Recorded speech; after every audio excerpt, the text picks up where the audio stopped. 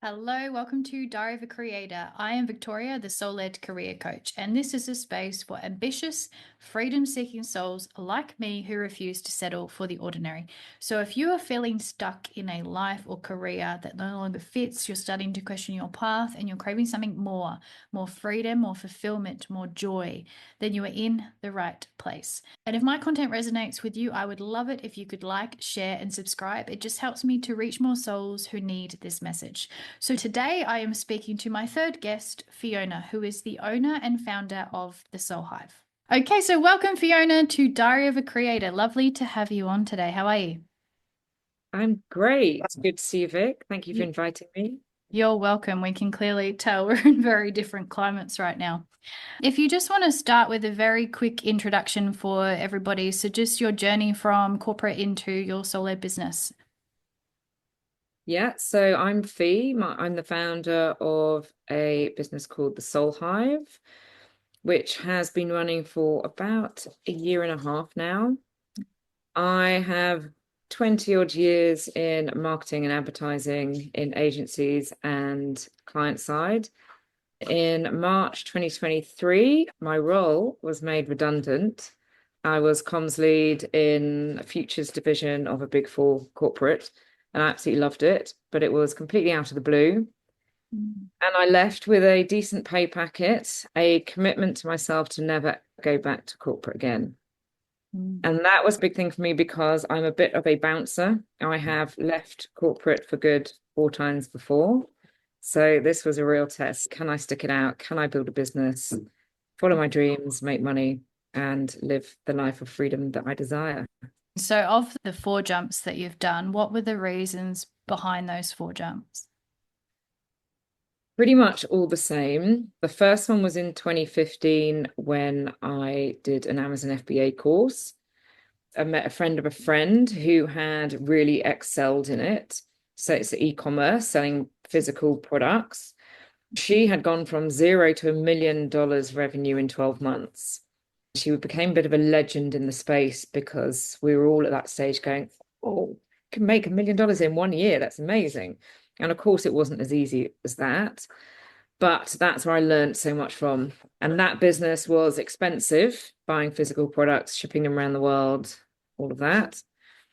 So then I eventually had to put that one to bed and went back into corporate.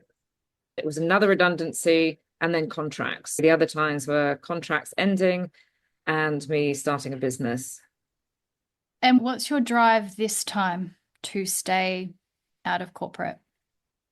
This time I have learned so much. I've been there, I've done that. I know how hard it is and also how easy it is to set up a business.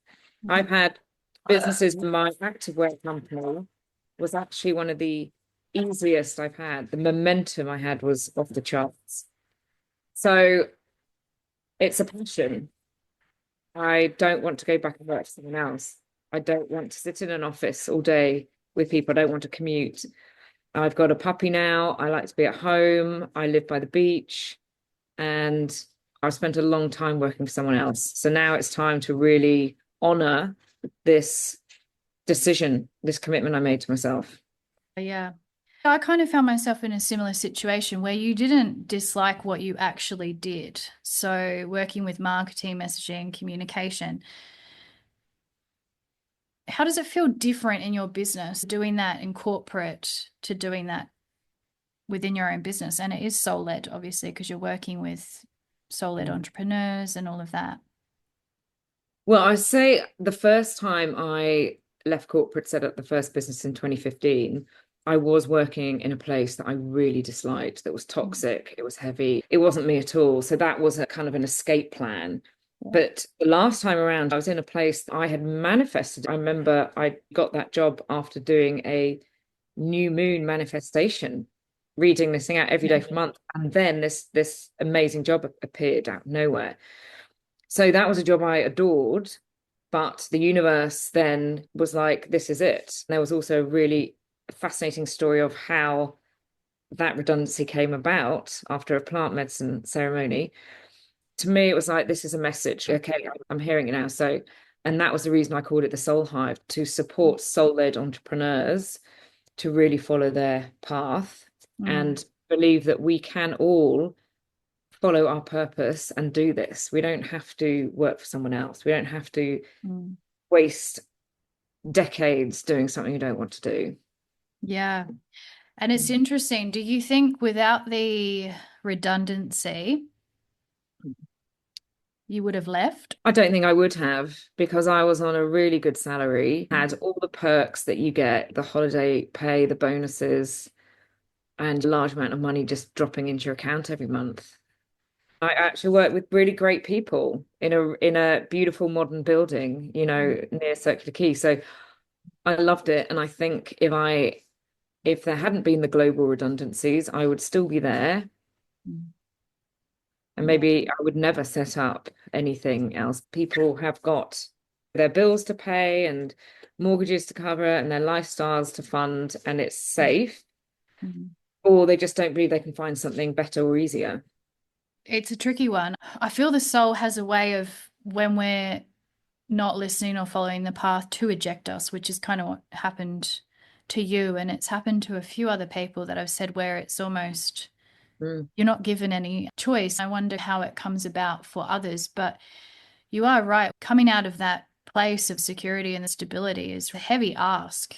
How have you managed that process coming out of quite a lot of security and enjoyment in that role as well? Probably as badly as I could possibly have managed it. I'm not even funny. I was lucky I had the buffer of the redundancy package. Mm, I went traveling for 3 months. I did cut down my lifestyle a lot, stopped eating out, didn't buy clothes, that kind of thing. But like I said, I had gone to India for 3 months, got my yoga teacher training, then I'd gone to Bali for a month, and I wasn't slumming it in Bali. I was staying in nice places. And then I came back and had a 2-bedroom apartment in Manly. Things that I would have done with hindsight is I could have rented out my spare room at that point, and that would have brought in some income. Perhaps get a part-time job, mm, which I have mixed feelings about because it can hinder your full process to freedom. So 6 months after leaving, I had spent quite a lot of the funds traveling, but upskilling as well. I bought web design courses and I invested in myself a lot, but I was still paying a lot in property and lifestyle. So what I would suggest is get income coming in as soon as you can. Don't do what I did. I've got a similar message. Don't do what I did either. It's trying to keep the same lifestyle up, but being practical, I guess. And so, with your business now, how did that path into that business become clear to you? It's a similar path to what I've done in 2020. Even though I've been in marketing for 20 years, I've been client facing. So I've been account director, senior marketer, those kind of roles, never the creative. But I'd always had this call to be the creative, like a designer. In 2020, I was working at Westpac on a contract, and obviously the start of the pandemic, there was a lot of nervousness. So that contract ended, and I was like, right, I need to make money. I went onto a Facebook group with a lot of women business people. I advertised myself as a WordPress designer and I got 6 clients straight away. Wow. So I kind of muddled through with that. This time around, I knew that I could do that and I knew that I liked it because for me, web design has got the mixture of the artistic, the design part, the practical, the science, the strategy. It's got kind of all the elements that I love. Yeah. That's how I did a lot of thinking, a lot of planning Mm. when after my job ended. I discovered Show It and some courses around Show It and was like, this is the perfect platform. Yeah. I'm And all in. your websites are amazing. Good Thank that you. you leaned into the creative because I look at them, I'm like, those are amazing. Well, that's one of the reasons I love Show It and creatives do, because you can do Yeah. anything on it. Now I'm hearing with the world of AI that we're in, you can Mm. put in some details and get a website in 30 seconds. But there's a backlash. This is the human backlash against AI, where we're now looking for imperfections. We really are coming into that era, aren't we? Yeah, Yeah, and it's coming quick. So, back to your business. Did you hit any moments where you've wanted to give up? all the time through every business. And if you run a business and you haven't, then I would say you're lying. I think businesses have highs and lows. And it's very common with the creative brain to go all in, like you might get a whole load of clients, be busy, and then you deep dive in your business, you come up and you've got no pipeline at all and nothing coming in. So I've had a lot of that. Still now, I get months where I can have a big month and then I can come out and go, I've got nothing in the pipeline. And then I have to figure out what to do. Mm. And that can be scary. It's hard on the nervous system. And those are the days when I miss that paycheck that just appeared magically every month. And I didn't have to worry about stuff. Yeah. And having a team, being able to delegate to people and get them to do things. At the moment, I'm still solo. I Yeah. don't even have a VA. Yeah. So that can be really hard.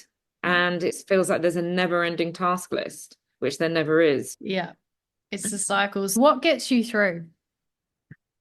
I think coming back to freedom, gratitude, I have a morning and evening gratitude practice where I take a moment and I'm grateful, particularly for this life that I am living, because I don't answer to anybody. I don't have a calendar filled with meetings, which I used to do from 9 to 5, most of them pointless, just sitting there, yeah, talking to people, sitting around tables with things that just do not light my soul on fire. Now I have the freedom to work with who I want to work with, create from an absolute point of, I've got clients that trust me implicitly. It's like a white space. Yeah. So it's the total freedom. Mm. My days are my own, Mm. and I really value that now. Yeah, and I think Peter Crone's the first one that speaks it, or the quote that comes to mind, but you can't have freedom without courage, and courage is going to require discomfort. I think I definitely underestimated that on the journey. I think it was a lot more than I had anticipated, but you've been kind of in and out with businesses, so you're probably quite familiar with the up and down. I am a very high risk tolerant person. Not Mm. everybody is. I have the freedom to be because I don't have kids, a partner, or a mortgage. I'm not tied to anything. So I'm in a Yeah. fairly unusual position where I can take high risk because I just have myself to think about. Yeah. And so I embrace change. I've moved countries times back to the UK, Bali, Australia. I started businesses, worked in corporate, worked for other people, done many industries. Mm. And that's because I believe there's always something better, I think, always seeking, and then Mm. realize it's not from somebody else, it's from me. I have something I can put out and give, and I have something Mm. other people need. So once I Yeah. started believing that, I stopped kind of chasing other people, and the fear dissipated. Yeah. And That's yeah, beautiful, because that's really what the soul ed is trusting that what's within you, mm. that you put out, those that come to it, they're the ones that are meant to find it. It's taken me a long time to get to that place where I'm not fighting. I used to have not screaming matches, but be really angry at the universe and being like, you kicked me out of this job that I loved, and now everything's really difficult, and seeing difficulty in everything, as opposed to now it's like, well, the universe really does have my back. This is for my highest, maybe not highest timeline, but it's definitely a higher timeline. And I absolutely have a gift that people need. And I've got really, really good at it. And, this is where it's all about putting yourself out there and looking at it not from a point of view as your business, but it's your offering. So, what are you offering to people? What do people need? What problem are you solving? That has completely switched the way I think about it, that I'm helping people grow their businesses as opposed to my business. It's funny because I've been reflecting on what you're saying recently. It's a saying, if you're serving your ego, you're not serving. When Mm, we're running from my business needing the attention or the validation, it's the ego. When we're mm, serving from the soul, we're putting out our gift, knowing that people need it. It's a totally different energy. And I think that also explains why so many of us in this line of work find social media difficult. Yeah. See it as this egocentric, look at me, look at me. Mm. Whereas it is, I have to really remind myself that, again, it's value. What value am I adding? What am I offering to people? What problems am I solving? As opposed to, oh God, I need to do another reel. And the ego thing is going, I don't want to put myself out there. But I think it's a fine mix of the two. It is the intention behind it, I guess, but it's hard to not have the ego come on board. So, what have been your most significant lessons in stepping into the soul hive? I think the biggest lesson is just do it. Mm. Launch before you're ready, start before you're confident, get going before you really know what you're doing. It's not fake it till you make it. It is literally just do it. I procrastinated a bit. I spent probably 6, maybe even 9 months before all I was just playing around with brand names, and I couldn't decide whether to be a personal brand or set up a name, and all this procrastination. Whereas what I should have just, instead of all of that, is just go, what am I offering? And just put it out there. Mm. And that is the mistake that I see everybody make. The first thing they do is try and create a logo, and it's the brand. And then they spend weeks, sometimes a lot of money on a logo. And so it's like, that's the last thing. You start from the other way. You just, how are you going to help people? What problems are you solving? How are you going to help? Just start doing it. Mm. Yeah, I'd agree with that. I think procrastination comes through quite sneakily at the beginning, where it's not that you're not doing anything, it's just that your focus is on the wrong task. Like I, at the beginning, spent 2 months building a website and I hadn't even launched anything. That's also very common. I still do it occasionally because I love technology. Big fan of different softwares and stuff. I spent 6 months deep diving on different tools to use, looking at these all-in-one platforms and going deep into go high level, thinking this is going to change my life and my client's life. And it isn't. That's not my core business or my offering. Stop trying to solve everyone's problems and go back to what you're really good at. Mm. And to me, it was very simple. There's only 3 offers on this one platform for my website, and that's it. Then you can expand on that. Yeah, that one's key. That is a good piece of advice. And so what have been your highlights? In this business, some of the highlights are, I'm really proud of the work I've produced. Mm. And that's come from investing a lot of time and money in the right tools and courses and practice and seeing transformations. I transform people's lives. I actually do. There are people that have gone from having terrible WordPress sites and it's just, just looks shit, to this absolutely beautifully branded site that screams them. And, one of them in 5 days had like 500 new visits, her podcast went off the charts, and it was just like seeing results like that. Mm. But it's also the confidence it gives people when you actually get out of that procrastination phase. Mm. You see, because we all do it, and I'm the worst at doing it for myself, rebranding again and trying to build my own website. Yeah. I'm really proud of that. People are out of this spiral of trying to save money, do it cheap, do it themselves. And then a month later, they've got it and it's all done. And it's just the biggest relief for them. Yeah, and would you say a lot of your work as well is because a website is a way to communicate your soul voice or your soul message. So there's also that element to it, is helping people to actually show up. It's a Mission. lot of that. I mean, the website is raising awareness. It's a glorified landing page to promote yourself and contain all your information. But it's you and it's yours and you own it. Everything else you do sends people to this portal where really what you want it to do is get people to go, wow, this is me, I'm home. You're Mm. allowing people to self-identify with it or not. And that's where your messaging, your tone, and if you have beautiful copy, it can make or break it. Yeah. Yeah, Yeah. it should feel like your home. It's a nice way of looking at it. Yeah, I like that. That feels good.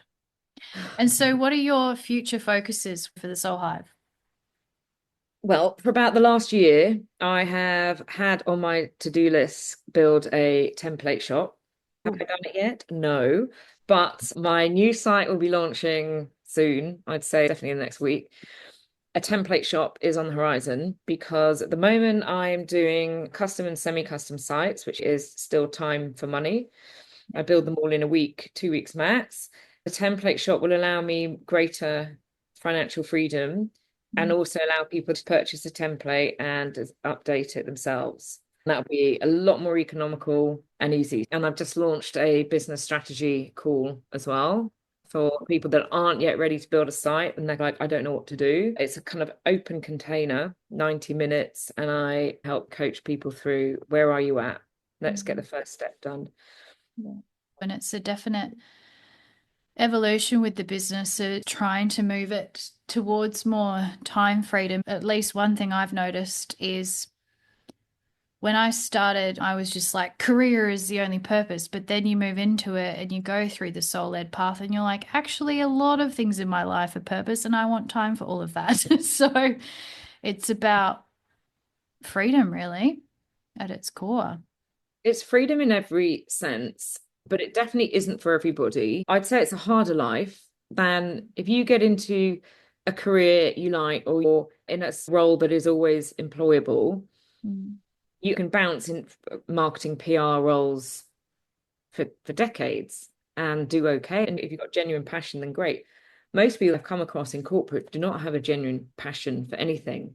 And I think that's why it gets quite heavy because people are just there for the money and on this treadmill. Whereas when you bounce out of there and do your own thing, you start to open up and meet a whole world of people that have taken that leap and they are a completely different breed.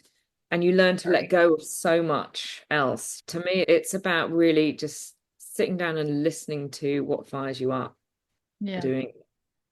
And so on your path, what have been your biggest sources of support or encouragement that have helped you to keep going? One of them is definitely I joined a program for web designers. It's called Becca Luna. And I mean, she's now got about 7,000 people in her circle group. So in there is a really good community. From that, I've met a couple of people and we support each other. We all do the same thing. What's interesting is lots of people now in the exact same industry doing the exact same thing, even with the same niche, are Mm. collaborating and supporting as opposed to competition. Because Yeah. that's the old energy where it'd be like, you do the same thing. Whereas now we bring each other in and support each other and we chat and we might do podcasts or lives with each other. So that's been helpful. And also, I have a group of entrepreneur friends locally. We get together. So really, you've got to find your network and your support. Because I did spend a time where I was just at home on my own, day after day, head down, trying to work, and then getting more anxious and being in my head the whole time. Mm. So you've got to get out of your head. Yeah, I've had a very similar experience. I think it was the support network. I couldn't have done it without it. Mm, If you're mm. not surrounded by people that are moving in the same direction as you, it just becomes very difficult. If you surround yourself by people that are still in corporate or have still got a 9 to 5, they will never understand what you're going through. Very few people do not take a massive financial hit doing this. There are people that go from full time to maybe a part-time role, but nearly all of them, certainly to start with, forget about their dream and focus on their part-time role. So if you go all in and you are committed to your business, it's a very everything about it, the mindset, the mentality, the hours you work, everything about it is different because you're building it up. I don't even know how many hours I work in a week, but certainly every day. A lot of the time it's all day Saturday, especially if it's a rainy day, I'll sit and work because to me it's not working, it's creating and it's a different energy. Yeah, I've met people who have done it differently. Some have even been doing it while they're still working full time. I Mm. think it all boils down to your nervous system because I was building as I was full time, then I went to part time, but I was barely working. So that was kind of working. Jumped out, nervous system freaked out, went back to freelance, but very, very light freelance. It's so interesting. I'd say that's been the crux of the lesson is around the security. And I know you were saying when you started and jumped out, it's a tough one. Security is key in looking after yourself, because if you get to a stage where you can't afford rent or bills or food, it's the most stressful thing ever. Able to Whatever you create. can. Yeah. And you can't create from that sense of lack and fear. Yeah. So I mean, I tried when I started Amazon FBA, I was working full time. And I am just one of these people, I cannot do both. I cannot go and work for somebody else, come back at 6 p.m. and then open up my laptop and then work. I know Mm. lots of people can. I can't do Mm. that. I have to, it was too Yeah. much. Yeah. So yeah, so I ended up moving back to UK during that to live with my sister, basically for free, so that I could focus on it because I Mm. couldn't sustain working and setting up a business. But Yeah. I think you find your risk tolerance and you find out what do you need to live off, what's Mm. the minimum, and then do what you can. Some my friends in this space went and literally went waitressing or got a bar job or went and got any, like a marketing coordinator job when they might have been a marketing director. But it's just something you can do to cover bills. Yeah. And yeah, your ego will take a massive hit Yeah. when you're being a boss and leading teams and walking around in your heels looking good and having people do the menial work, and then suddenly you're doing it all yourself. It's harder. And you're learning too. Like, I think it's very much sold on social media, like instant 10K months crap, or like come out of a 1 month coaching course and you can work with people with trauma. And Mm. there's this instant gratification language that is coming through, but no CEO walked into a CEO role as a junior. Why do you think you're going to automatically be an expert or completely thriving at the beginning? There's like a period where the trials and tribulations are what grow your, what's the word? They lead to your success, and I don't believe you Yeah. can have success without failure. No, I agree. There's a lot, I think, like all of us, we go down the YouTube black hole, and there's yet another 22-year-old kid who's like, hey, I'm on 100K months and this is how you do it. Mm, You follow my strategy to $1 million. And that can get more and more depressing. But when you look into them, and there's one guy in particular who's sort of English, lives in Dubai, somebody went and did a deep dive on his story, and it's built on lies. When he says, I went from 0 to 100K at 18 in my first year and bought my mum a house, they go back and say that's not true. And I think there's quite a lot that are now successful, but when they started, that's not the story that actually happened. It's easier for them to go back and go, this is what I did, and now I made this much money. mm, But in reality, those stories are not helpful to anyone. no. I'm a big believer in when you go to someone who is so many levels above, like if you're trying to learn off someone who's built $100 million business, that Mm, is very different when you're at 5K months or even just a zero trying to start out. yeah. I'd be saying go to the person who's making 10K months consistently and learn off them, because that's the nearest leap. Yeah. And then you level up and go to the person who's making 50K months and see how you scale. And I think they say you only need to know 5-10% more than the people you're teaching. So then you can teach down to people and bring everybody up. Yeah, exactly. And I think that can lead into procrastination too, because I feel like the people that have built their skills up, the ones who actually have the credentials and need to help will talk themselves down. The ones who don't tend to talk themselves up. And this is this dangerous game where I think discernment is becoming very critical, particularly in terms of who you want to draw into your sphere to help you. Because I've definitely been burnt along the way, but I've learnt through being burnt as well. So it's a tricky one to navigate. There's also, I think, some innate confidence thing because it particularly affects women. and particularly women True. towards their middle years who've got 15, 20 years solid experience that somehow come out of it. And all of us, me included, think, I'm not good enough. I can't. It's like, if I look around my entrepreneurial circle, every single woman is going, I just don't want to put myself out there. I don't want to be on camera. It's like, but you've presented in board meetings. You can present to 50, 100 people. You've been up on stage. You can do all this stuff. Why is this so hard? Men don't seem to have that problem a lot of the time.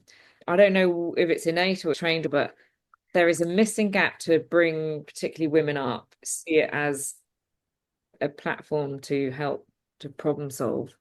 And it's such a wound with women. I don't like labeling it, but it's almost the witch wound of being seen in your power. I was the same. Like I could present in a boardroom, but when I first got online, I was like, what?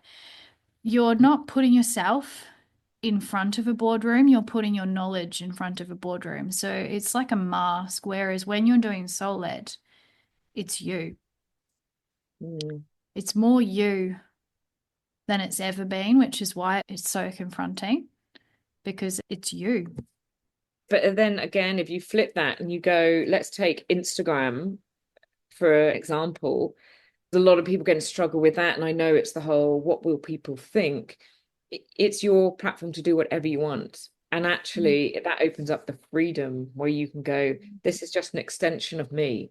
And Mm. it's a way of attracting people and growing the awareness of what you're offering that we never had before social media came along. Like it was so much harder to get, it's not about getting famous, but getting your message out. And now we can literally have all these different channels that we can totally own and do whatever we want on it Mm. to bring in the right people. Yeah. So that's how I'm trying to look at it. Any minute now, I'm going to start my daily reels. I've done a reframe on it as well. Instead of it's me making a reel, or like it's not even about growth. It's just I go into a circle of the woman who will come into what I'm building and I tap into them. This is for you. I don't care. This is for you. It's flipping from the ego not wanting to show up to showing up because it's not about you. And the moment you make it not about you, it actually just becomes so much easier. And I think that's a key lesson that goes back to the people whose problem you're solving Mm. and your avatars. You get your one or two key avatars, and it is their problems. You speak to that one person and only that one Only person. one person. That one's key. Yeah. Awesome. So to wrap up, any words of advice or wisdom that you would want to give women who might be at the beginning of the journey? They might still be in corporate, they might have leapt out already like us, but still in the discovery phase. Anything that you would want to share with them? The first thing I do is cover yourself financially. Take that stress away from you. Mm. Don't think about the ego. A lot of time I thought I was too good to get a waitressing job or a cafe job or whatever it is, or go on Upwork and take some lower paid job. I would cover yourself financially to pay the minimum so that you take that stress away. That is the first thing. And then secondly, just start.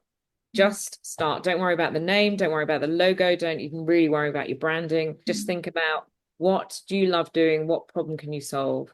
And just do it. Reach out to a few people and start. And from that, you'll start getting testimonials. You'll start proving to yourself you can do it and covering your expenses. And you will start drawing the right clients. Everybody does it the other way around, tries to build this fancy thing before they're ready. Just do the thing you like doing. Get your basics sorted. Yeah. Do it.